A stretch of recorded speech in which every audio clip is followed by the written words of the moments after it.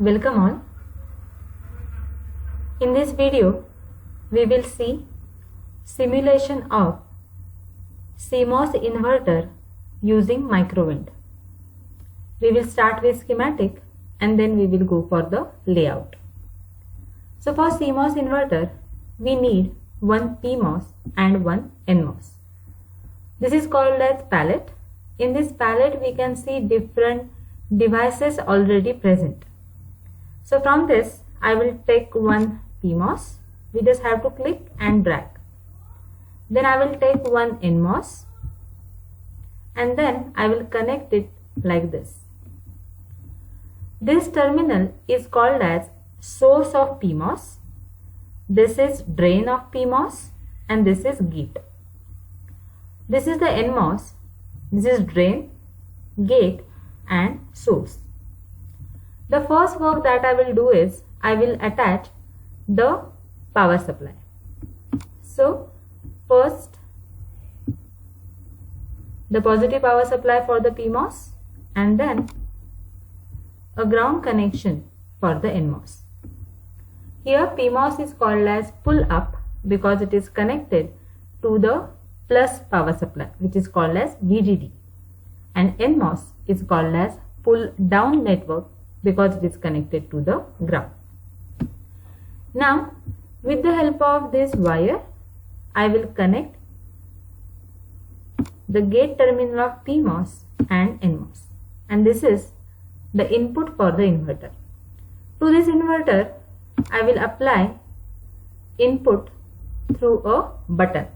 So this button you can see over here, same button I have dragged and drop over here.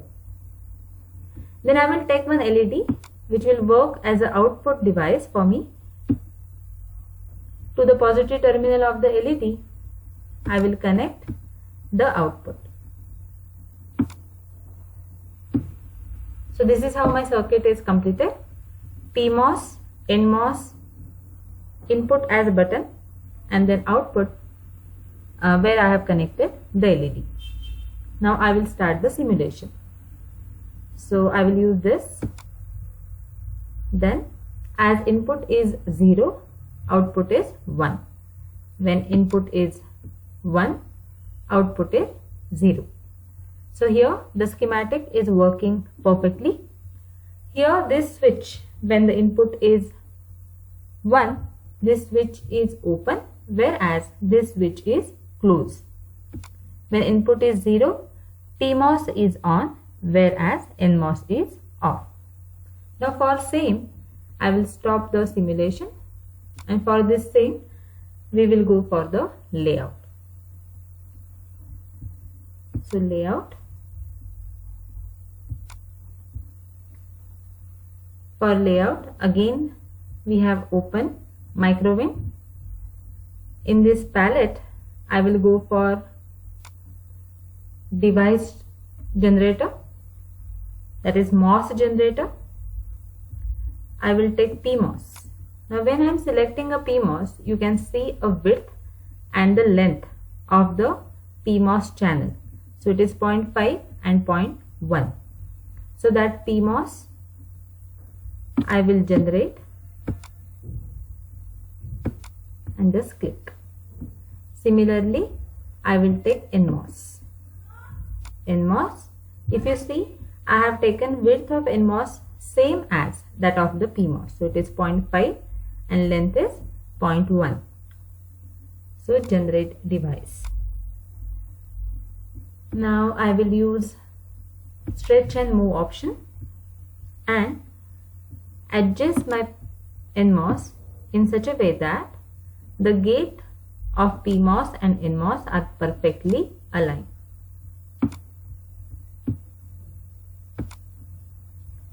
Then I will take polysilicon. I will connect gate terminal of PMOS to the gate terminal of NMOS. Then I will take metal one. With the help of metal one, I will connect drain of PMOS to the drain of NMOS. Now this is the source of PMOS, gate of PMOS and drain of PMOS. Similarly over here, this is the drain of NMOS, gate of NMOS and source of NMOS. Now we will apply the supply. So this VDD supply I will apply to the PMOS on the contact. Then I will take ground. I will apply it to the NMOS. Then I will take input. For the input, I will use this option, add clock. And this I will apply to the gate terminal. And to this I will give the name as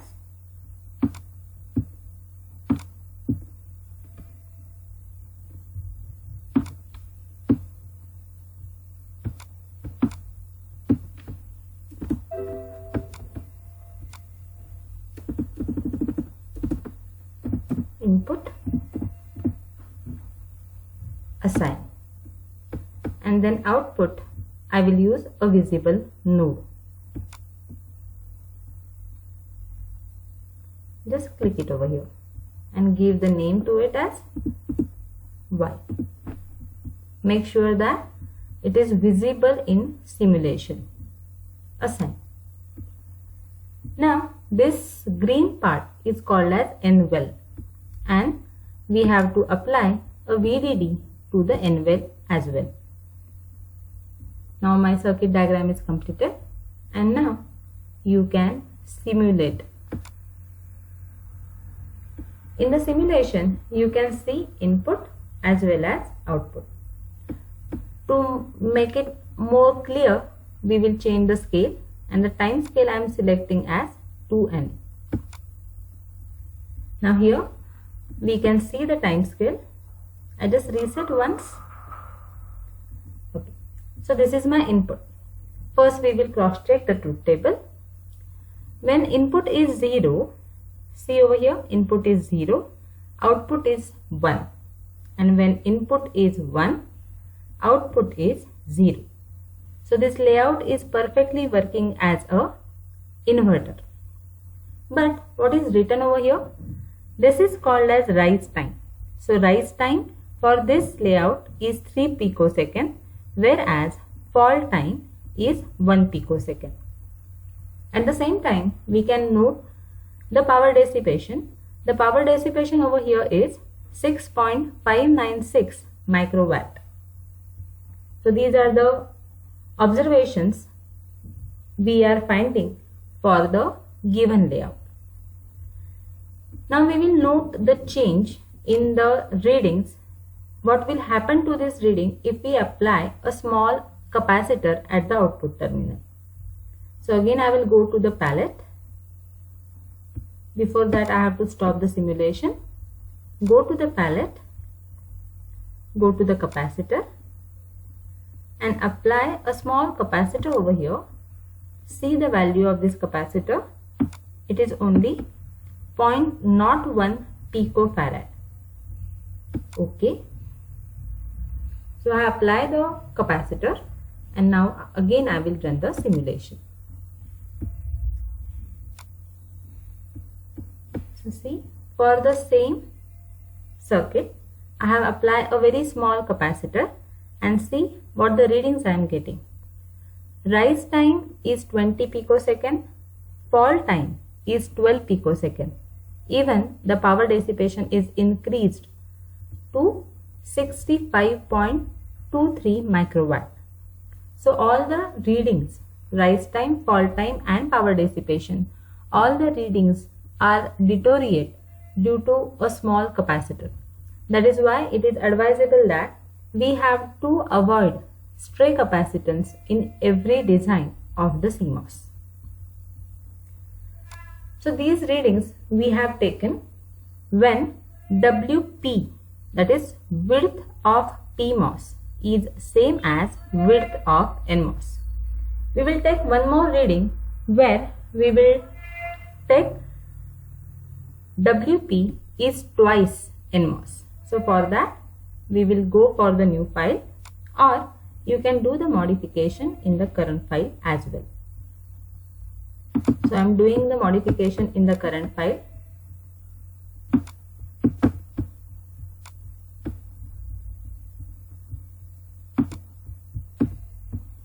I will select the palette.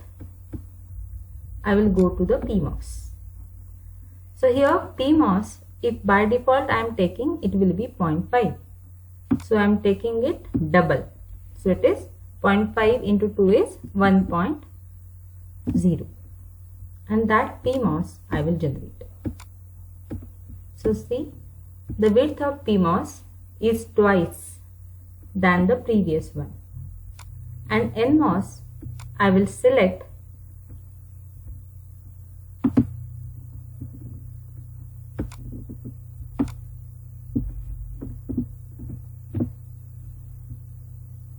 of width 0.5.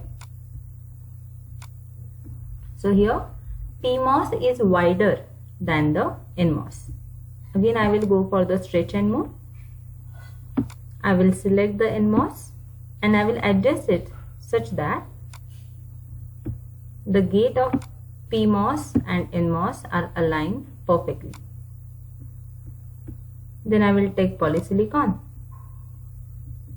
The connections are same. Gate to gate connection. Then I will take metal one. Drain to drain connection. And then power supply to the source of PMOS. Power supply to the NMOS. Ground to the NMOS. Then I will take a clock which will work as an input for us.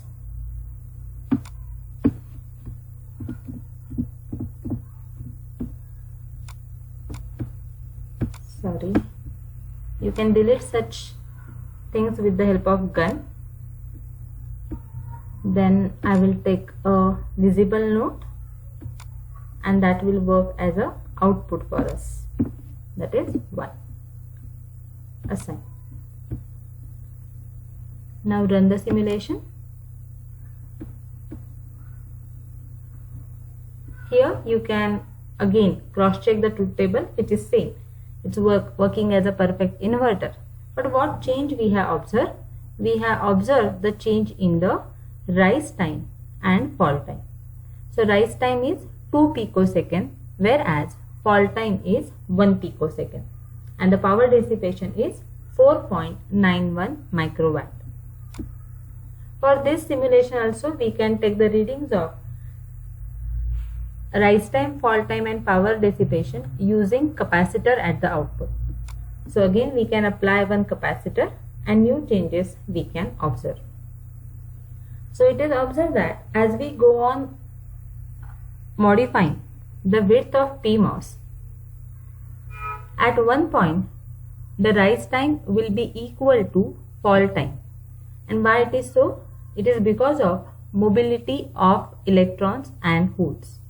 The mobility of holes is less than that of the electrons, and the factor of that is 2 to 2.5. So we always take PMOS wider than the NMOS so that we will get rise time and fall time same. So this is all about the CMOS inverter. Thank you for watching the video.